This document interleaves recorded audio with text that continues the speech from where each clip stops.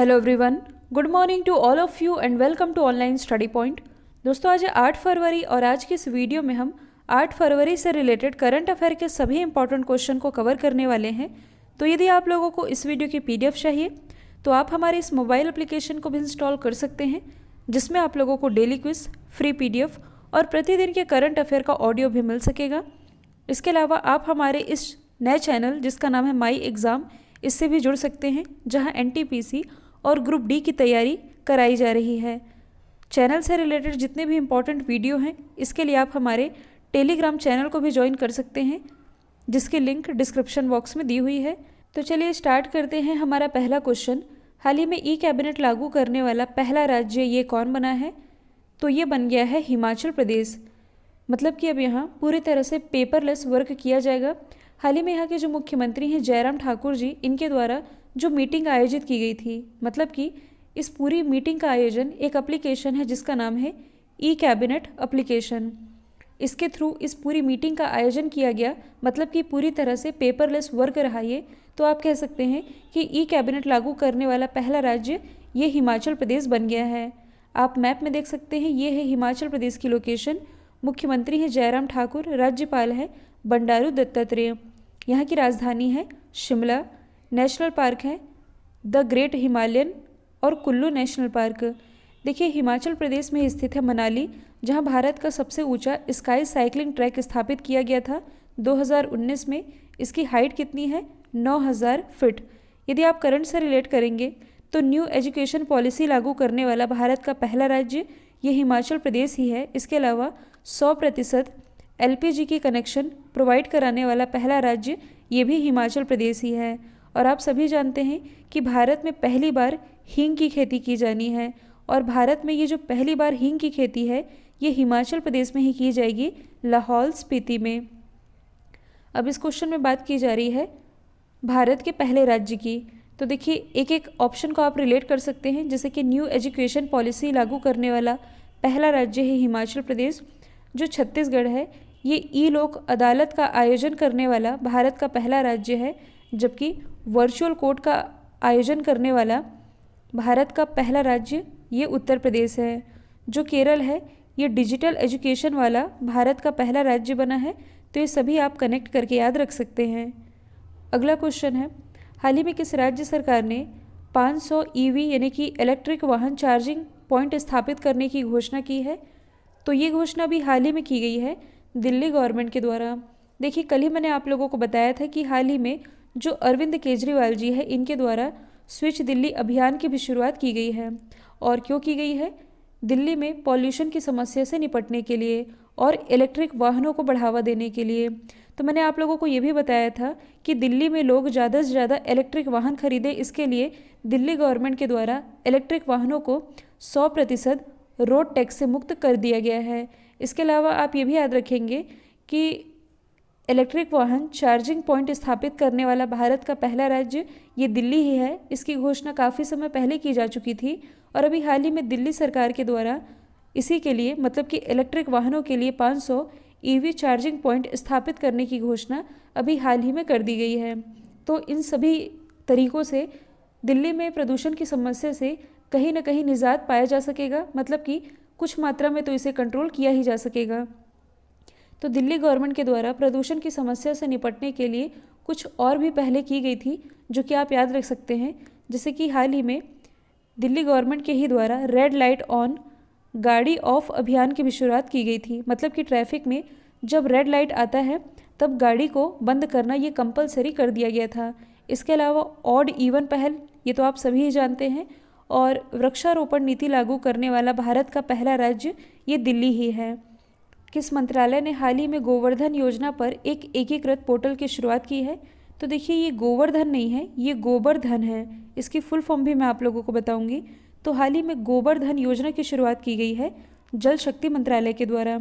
यहाँ गोबर की फुल फॉर्म बनती है galvanising organic bio agro resources धन योजना, जिसकी शुरुआत जल शक्ति मंत्रालय ने की है।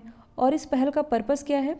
तो जो मवेशी होते हैं, मतलब कि मवेशियों और जैव कचरे का प्रबंधन करना, जिससे कि किसानों की आय को बढ़ावा मिल सके, इसके लिए गोबरधन योजना की शुरुआत की गई है, जल शक्ति मंत्रालय के द्वारा। अब देखिए ये जो गोबर योजना है इससे होगा क्या, तो देखिए जो मवेशी हैं, मवेशियों के गोबर को बायोगैस और ऑर्गेनिक खाद में बदला जाएगा। इससे होगा क्या, इससे घरेलू बचत तो होगी ही, साथ ही काफ़ी लोगों को रोज़गार भी मिल सकेगा। तो रोज़गार को बढ़ावा देने के लिए और घरेलू बचत के लिए भी अभी हाल ही में जल शक्ति मंत्रालय ने गोबर योजना लॉन्च की है और इसी के लिए एकीकृत पोर्टल भी लॉन्च कर दिया है।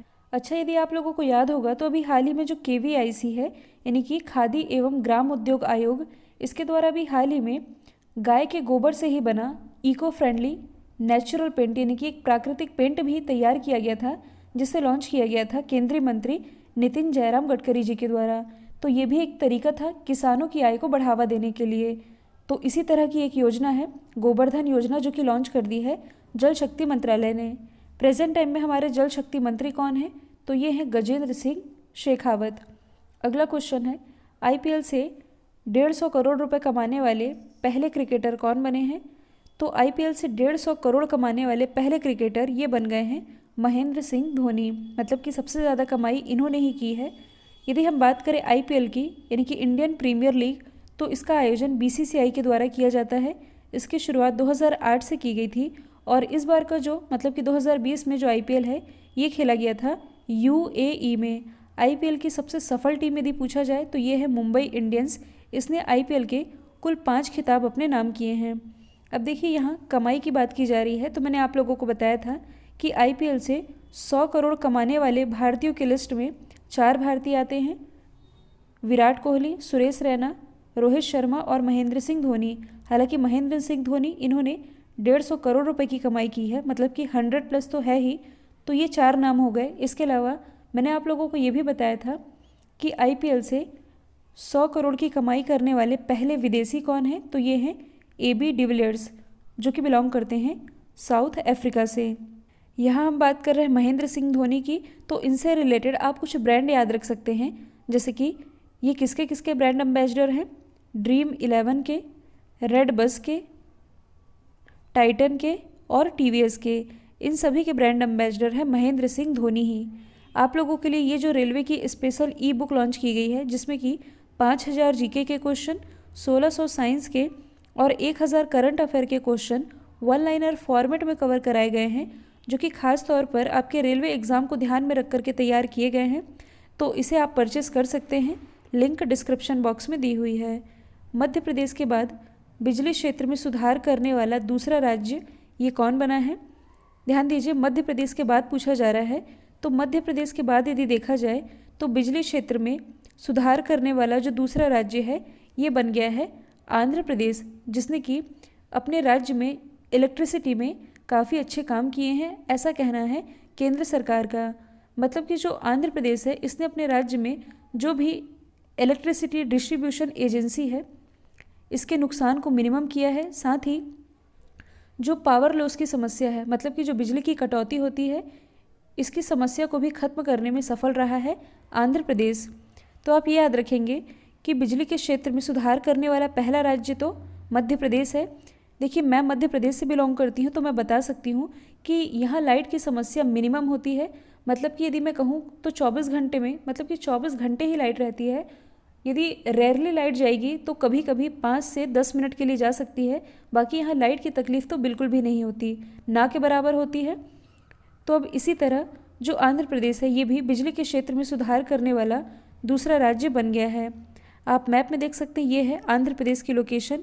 जो आंध्र प्रदेश है ये भाषाई आधार पर गठित भारत का पहला राज्य भी है। मुख्यमंत्री हैं जगन मोहन रेड्डी, राज्यपाल है विश्वभूषण हरिचंदन। इसके अलावा श्री वेंकटेश्वर नेशनल पार्क, पापी कोंडा नेशनल पार्क, कौंडिन्य और नागार्जुन वाइल्ड लाइफ सेंचुरी ये सभी स्थित हैं आंध्र प्रदेश में ही। यदि आप करंट से रिलेट करेंगे तो फलों के उत्पादन में टॉप पर रहा है आंध्र प्रदेश, जबकि सब्जियों के उत्पादन में टॉप पर रहा है वेस्ट बंगाल। जो डूइंग बिजनेस इंडेक्स रिलीज़ किया गया, इसे टॉप किया था आंध्र प्रदेश ने। हाल ही में आंध्र प्रदेश गवर्नमेंट के द्वारा जगन्ना विद्या कनुका योजना की भी शुरुआत की गई है। ओडिशा के किस शहर में भारत का पहला thunderstorm research test bed बनाया जाएगा। तो ये जो पहला thunderstorm research test bed है ये बनाया जाएगा ओडिशा के बालासोर जिले में। इसकी घोषणा भी हाल ही में IMD यानी कि भारतीय मौसम विभाग के द्वारा की गई है। इसका पर्पस क्या है? तो बिजली के कारण जो जनधन की हानि होती है और काफ़ी लोगों की बिजली गिरने के कारण मृत्यु भी हो जाती है। इसके कारण मतलब कि यदि देखा जाए तो हर साल ओडिशा और ओडिशा के आसपास जो एरिया है जैसे कि पश्चिम बंगाल, बिहार और झारखंड, यहाँ बिजली गिरने के कारण काफ़ी लोगों की मौत हो जाती है। जो डेटा रिलीज़ किया गया है इसके अनुसार खासकर ओडिशा में हर साल बिजली गिरने से लगभग 350 लोगों की मौत होती है। तो इसी से बचाव के लिए भारत का ये जो पहला thunderstorm research test bed है ये बनाया जाएगा ओडिशा के बालासोर में। अब देखिए इस क्वेश्चन में बात की जा रही है भारत के पहले की, जो कि ओडिशा में स्थित है। तो ऑप्शन भी मैंने कुछ ऐसे सेट किए हैं जो कि ओडिशा से ही रिलेटेड है। जैसे कि ओडिशा की जो राजधानी भुवनेश्वर, यहाँ भारत का पहला फायर पार्क स्थापित किया गया है। इसके अलावा ISO सर्टिफिकेट प्राप्त करने वाला भारत का पहला शहर ये भी भुवनेश्वर ही बना है। इसके अलावा जो बालासोर है, बालासोर में अभी हाल ही में एक दुर्लभ पीली प्रजाति का कछुआ पाया गया है। यदि हम बात करें राउरकेला की, तो भारत का सबसे बड़ा हॉकी स्टेडियम ये बनाया जाएगा ओडिशा के ही राउरकेला में। इसके अलावा कटक में भारत का राष्ट्रीय चावल अनुसंधान संस्थान स्थित है। हाल ही में नेताजी सुभाष चंद्र बोस जी की जब 125वीं जयंती मनाई गई, कब मनाई गई है? 23 जनवरी को। इस मौके पर इसी कटक में नेताजी बस टर्मिनल की भी शुरुआत की गई है। अगला क्वेश्चन है, पंडित भीमसेन गुरुराज जोशी ये किस राज्य के गायक हैं? तो एक प्रसिद्ध गायक रहे हैं कर्नाटक के।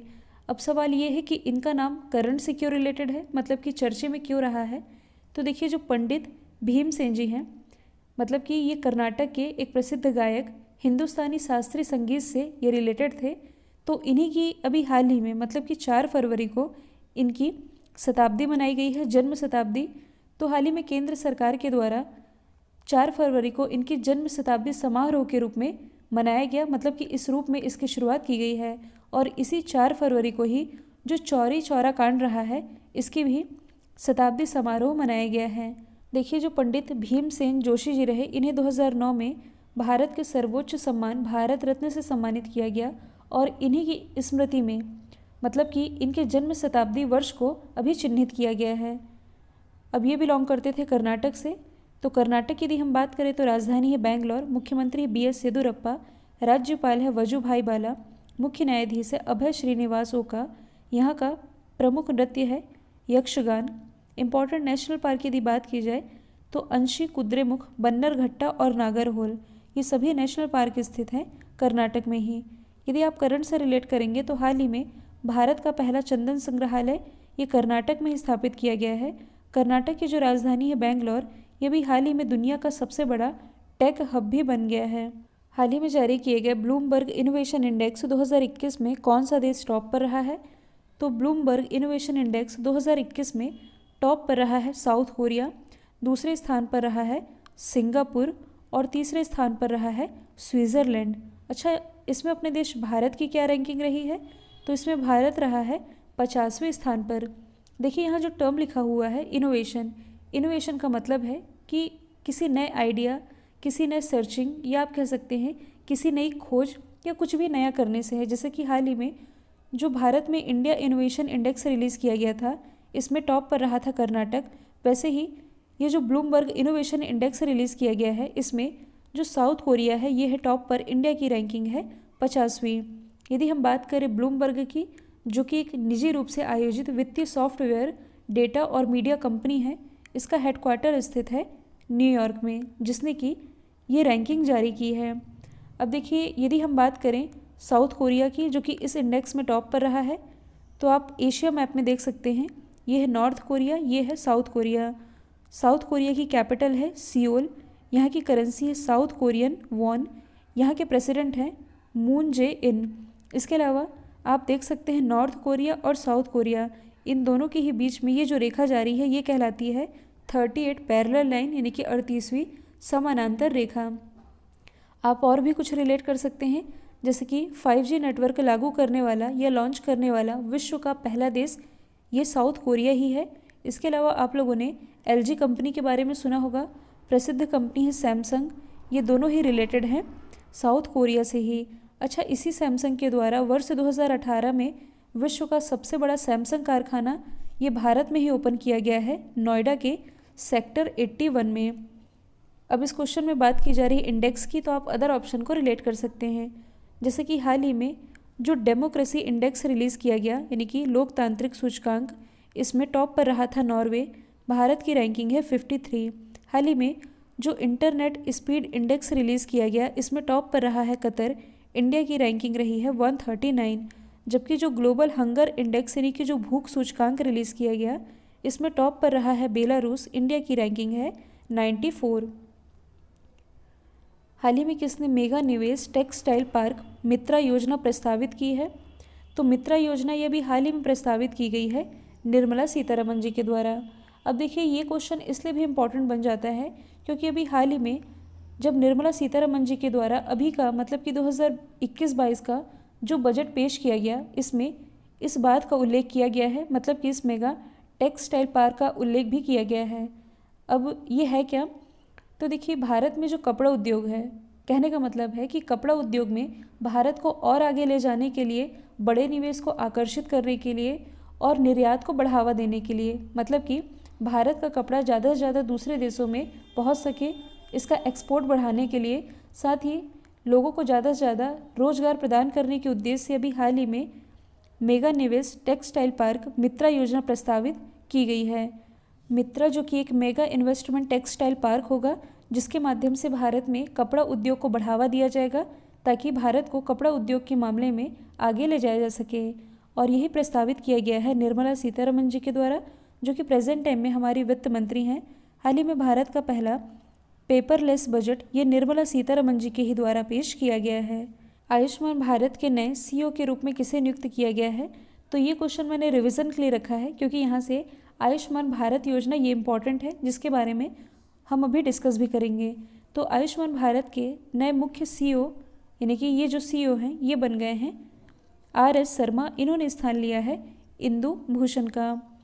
अब देखिए यदि हम बात करें आयुष्मान भारत योजना की, या इसे आप कह सकते हैं प्रधानमंत्री जन आरोग्य योजना, तो ये जो योजना है ये दुनिया की सबसे बड़ी स्वास्थ्य योजना है, जिससे कि प्रत्येक लाभार्थी परिवार को प्राइवेट और गवर्नमेंट लिस्टेड हॉस्पिटल में इलाज के लिए 5 लाख रुपए का बीमा कवर प्रदान कर रही है सेंट्रल गवर्नमेंट। अच्छा, यहाँ से आप कुछ रिलेट कर सकते हैं। यदि आप करंट से रिलेट करेंगे तो हाल ही में प्राइम मिनिस्टर नरेंद्र मोदी जी के द्वारा जम्मू कश्मीर से आयुष्मान भारत सेहत योजना की शुरुआत की गई है।